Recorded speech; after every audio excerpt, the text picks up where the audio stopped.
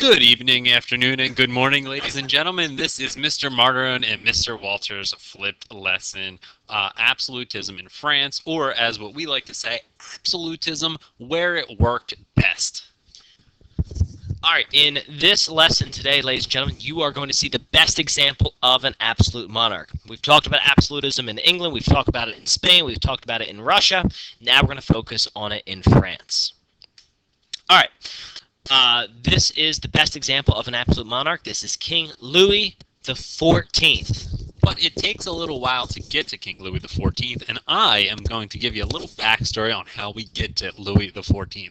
First off, if you remember, France was, just like Germany, torn between being Catholic and Protestant. But in France, they had a special name for Protestants, and that was Huguenot. Well, what happens is a man by the name of Henry IV is going to inherit the French throne. Except the problem is he's a Huguenot, and most of the people are Catholic. So how are we going to solve this problem? Henry says, you know what? I will convert to Catholicism, and so that way I can rule France without any problems. But I'm not going to forget my Huguenot brethren, and so he passes the Edict of Nantes, which grants protection to the Huguenots. It's almost like the best of both worlds. He's going to be Catholic, but the Huguenots get to live in peace. He's going to build bridges, improve roads. He's even going to revive agriculture. Things are going to go really well for him, except that he gets assassinated. Fun fact, this past summer I got to take a trip to Paris, and I got to stand in the exact spot where he gets assassinated. It was pretty interesting. There's a little plaque there. Okay, so when he dies, his young son, King Louis XIII, is going to be the new king. He's going to take over at age 9. He's going to strengthen the kingship further. And when he dies in 1643, this is the guy we've been waiting for. Although he will only be 5 years old when he becomes a king, we are now going to be learning about King Louis XIV, also known as the Sun King. Wow, I didn't know. I didn't think Mr. Walter knew where I went. Thanks for letting me get in here. All right, King Louis XIV, the Sun King. All right, he is known as the boss. He's the king of kings. All right, his famous quote is, "I am the state," meaning that I'm the king, I'm the head of state, I'm the head of government, I am everything. All right. He took his symbol such as this, the sun. We all know from the scientific revolution that the sun is the center of the universe. So he being the Sun King, he is the center of everything. He's the center of the state. He's the center of the universe. All right. He never calls a meeting of what's called the Estates General, and therefore nobody could check Louis's power. Now, you're probably asking yourself, what is the Estates General? Well, the Estates General is simply the French version of Parliament. All right. We saw this in England too. All right. He also As intendants. Intendants are royal officials who carried out Louis's policies. So this way they answer directly to Louis, and the common people would take their directions from intendants. Now, we're going to get to Versailles, or as it's actually called, Versailles. oh, the coolest place. This is the symbol of royal French power. It will be the biggest, most grand palace in all of Europe.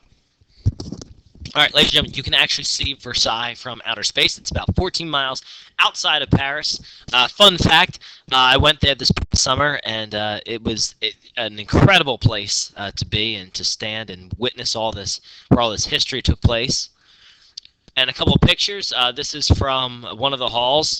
I think this is a picture that Mr. Margaret took from the courtyard. Oh, here's one he took when he climbed a tree. And he took kind of like an aerial picture of it. This is from inside. You're actually not allowed to take pictures, but I guess he did this anyway.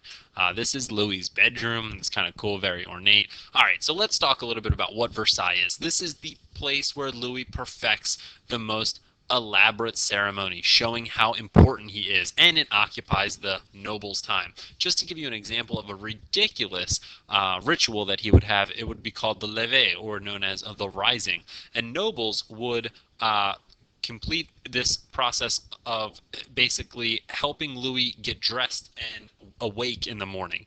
And it's something silly, but it's something that the nobles would do, again, just to show Louis's importance. Man, I'm sure we could all use help in the morning. All right. He also was very keen on helping the rich and powerful nobles. He invited them to come hang out with him at Versailles, and also consult him on policies as king. Now, he ruled for 72 years, so he maintained a strong power hold on the French government. Okay, French culture becomes preferred to the customs of Europe. Okay, however, he spends a ton of money waging war to gain more power, and that's going to bankrupt the French economy eventually when we talk about the French Revolution. All right. The balance of power is maintained in Europe, but no significant gains are made, meaning England and France are still going to be rivals with each other. Spain is still going to be in existence, although its power diminished quite substantially after it lost to the British Navy. All right. Louis persecutes Huguenots. He revokes the Edict of Nantes, and he kicks the Huguenots out. And unfortunately, this destroys the tax base because the Huguenots were also the wealthy people in France. So now there's not going to be people paying money into the government, which means they're going to be deficit spending more money than they are bringing in. And that's going to lead to all sorts of problems when we talk about the French Revolution in the next chapters.